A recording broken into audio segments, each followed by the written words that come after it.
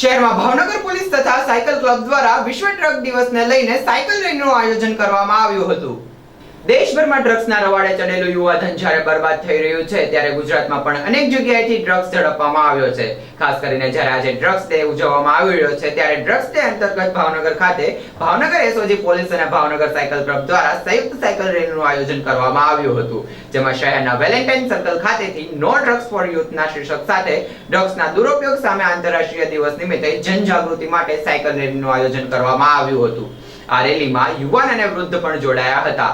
આ રેલીને Bhavnagar એસઓજીના in charge PI સુનેસર દ્વારા લોકોને ડ્રગના દૂષણ વિશે નાની સ્પીચ આપીને લીલી ઝંડી આપી રેલીનું પ્રસ્થાન કરાવ્યું હતું, જે શહેરના વેલેન્ટાઇન સર્કલથી પાણીની ટાંકી, જ્વેલ સર્કલ, નીલમબાગ અને ત્યારબાદ એ જ રૂટથી પરત ફરી હતી।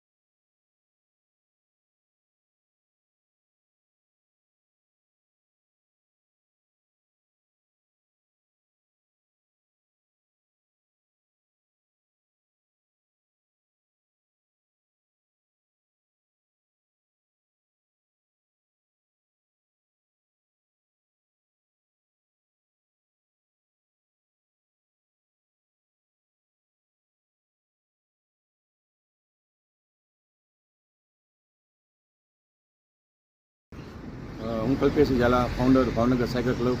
આજરોજ તારીખ 26/6/2024 ઇન્ટરનેશનલ ડે અગેન્સ્ટ ડ્રગ્સના દિવસ નિમિત્તે ભાવનગર સાયકલ ક્લબ તેમજ એસઓજી પોલીસ વિભાગ દ્વારા સંકલન કરીને 10 કિલોમીટરની સાયકલ રેલીની યાત્રાનું આયોજન કરેલ છે।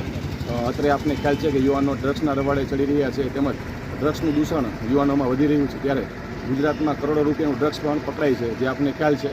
તો જનજાગૃતિ રૂપી લેખે યુવાનોના દૂષણથી દૂર રહે તે માટે ભાવનગર સાયકલ ક્લબ તેમજ એસઓજી પોલીસ વિભાગ દ્વારા 10 કિલોમીટર સાયકલ યાત્રાનું આયોજન કરવામાં આવ્યું છે। Raghuvirsinh J Zala, retired police department ASI, અને આ જે ડ્રગ્સની જે આ રેલી છે એને હું સંપૂર્ણ ટેકો આપું છું। મેં મારી સર્વિસ 36 વર્ષ 10 મહિના કરી, પાન, માવો, સિગારેટ, કોઈ પણ જાતનું વ્યસન આજ સુધી નથી। 65 મારા રનિંગ છે, અને ખરેખર યુવાનો આ વ્યસન છોડે એના માટે આ રેલીને મારો સંપૂર્ણ ટેકો, અને એ બાબતે